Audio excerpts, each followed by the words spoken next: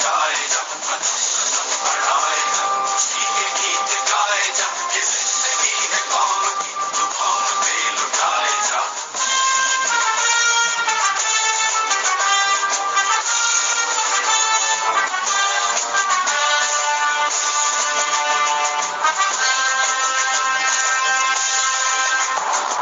शेरे हिंद आगे बढ़, मरने से फिर भी तू न डर, उड़ा के दुश्मनों का सर, तुझे वतन बढ़ाए जा।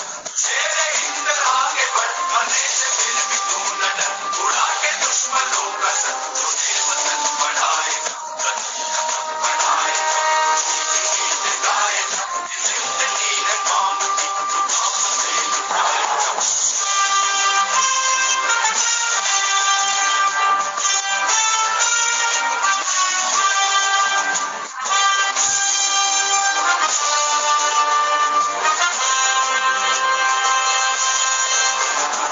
चलो नहीं पुकार के, हमें निशान संभाल के, राखिले पे गाड़ के, लहराए जा लहराए जा। चलो नहीं पुकार के, हमें निशान संभाल के, राखिले पे गाड़ के, लहराए जा लहराए जा।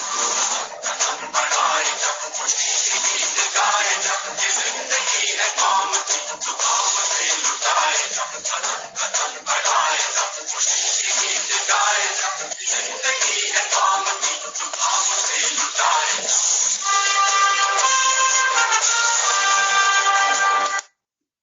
अस्सलामुअलैकुम वरहमतुल्लाहि वबरकातुहू to all dear group members of your discussion group.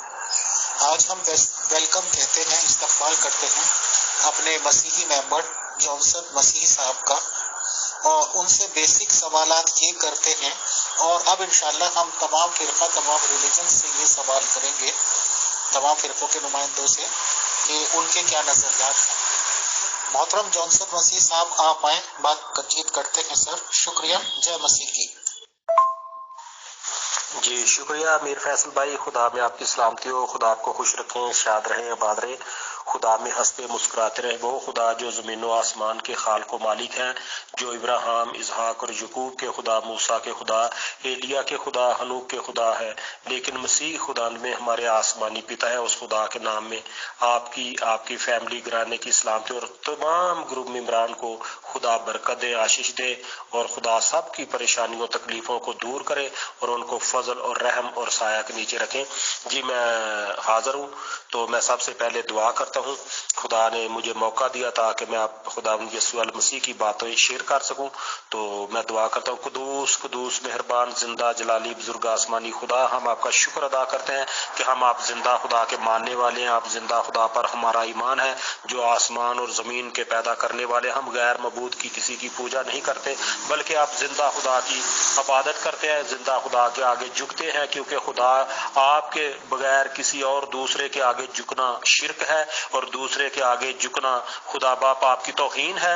इसलिए हम आप जिंदा खुदा की इबादत करते हैं कि वो आप जिंदा खुदा है, और आपके बेटे मसीह खुदा के वसीला से हम आपके बेटे और बेटियां ठहरते हैं। खुदा बाप आपका शुक्र हो, दुआ करते हैं, मिन्नत करते हैं। खुदा बाप आज का जो भी प्रोग्राम हो वो आपकी मर्जी के माफी करो, और खुदा लफाजों की तरतीब और खुदा लफाजों का चुनाव आपके बेटे मसीह खुदा के वसीला से आपसे मांग लेते हैं। जो भी सवाल जवाब किया जाए वो आपकी मर्जी के माफी को, ना कि हमारी मर्जी के माफी को, और सब सुनने वाले इसके जरिया से खुदा बरकत हासिल करें। मसीह खुदा के वसीला से मांगते और पा लेते, आमीन। Hallelujah, praise God.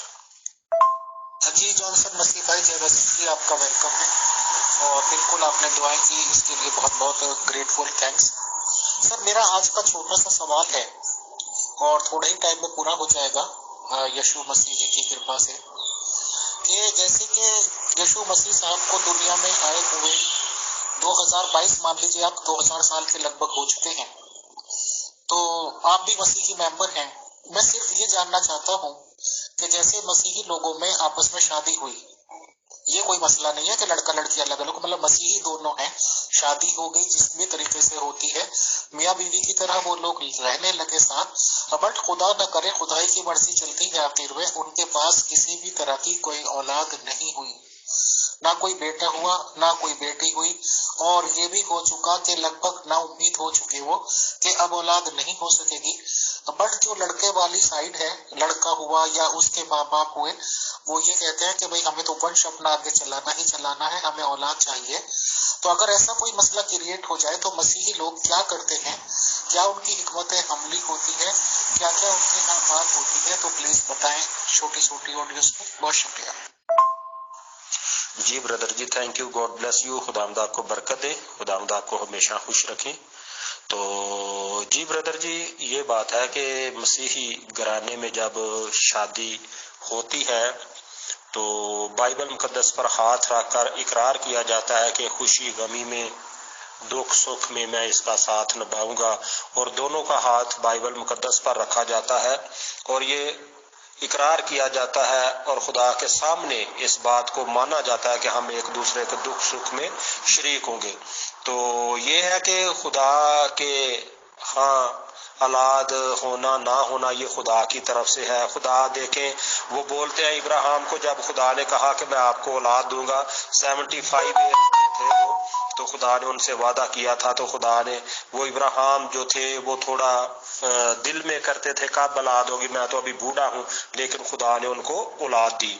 तो ये है कि उस वक्त अगर बोलते हैं कि साइंसी लिहाज से भी बोलते हैं कि आदमी जब बूढ़ा हो जाता है तो उसकी वो जो बच्चा होने की शक्ति है वो नहीं रहती, लेकिन खुदा ने उनको औलाद दी। तो मसीही घराने में ये है कि दुआएं की जाती है, लोग हर अकीदे में भी लोग दुआ करते हैं कि सब रिश्तेदार भी गैर भी बोलते हैं यार इनमें औलाद नहीं हो रही, तो प्लीज इनके लिए दुआ कीजिए।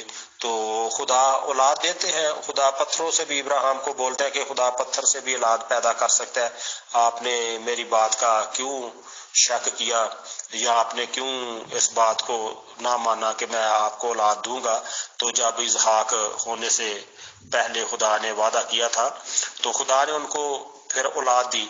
तो ये है कि मसीही घराने में अगर कोई खुदा नखास्ता औलाद नहीं होती तो उसका वेट किया जाता है। हमारे गांव में कई लोग ऐसे हैं जो बगैर औलाद के ही बूढ़े होकर अपने अपने खाल के हकीकी से जा मिले।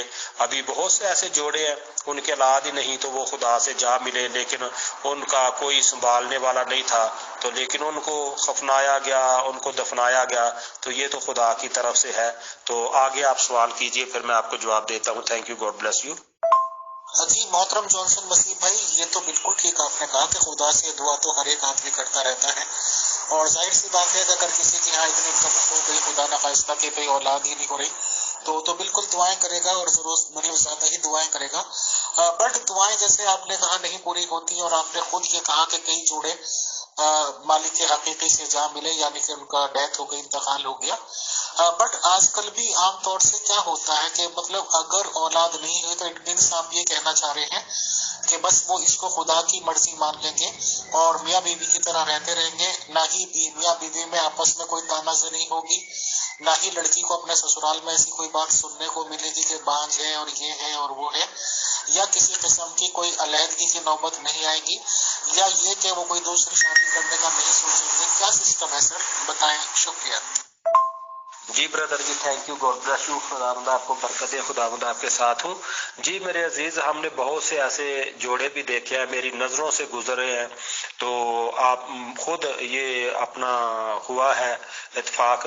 तो बहुत से लोग ऐसे हैं जो कहते हैं कि यार दूसरी शादी कर लो, लेकिन बाइबल मुकद्दस में लिखा है कि जिनको खुदा ने जोड़ा है उनको कोई जुदा ना करे, और मियाँ बीवी अज़ल से खुदा ने एक बीवी और एक आदम को पैदा किया। जैसे आदम और हवा की स्टोरी ले लेते हैं, तो ये है कि मसीहत में दूसरी शादी नहीं है।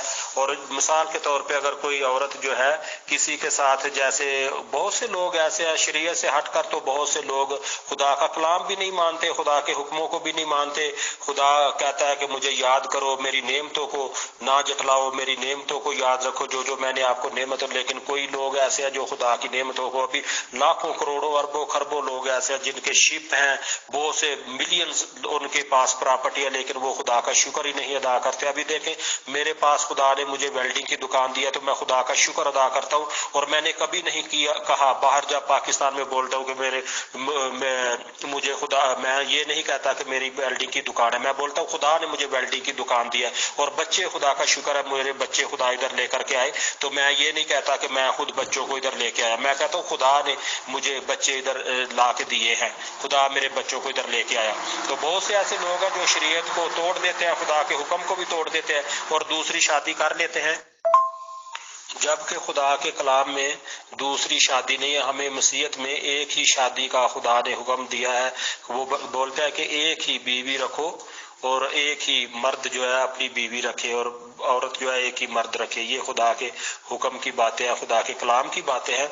तो हमें इजाजत नहीं है कि हम 2-2 शादियां 3-3 करें। अगर कोई करता है औलाद के लिए, ठीक है, लोग देखते हैं कि चले, लेकिन ज्यादातर हमने यही देखा है कि लोग बोलते हैं चले कोई नहीं, खुदा की मर्जी है, खुदा ने औलाद नहीं दी तो कोई बात नहीं। वो भी तो लोग हैं जिनकी इतनी इतनी औलादें होती हैं और वो इज्जत नहीं करते। वो मेरे दोस्त है ओमानी, तो वो बोलते हैं कि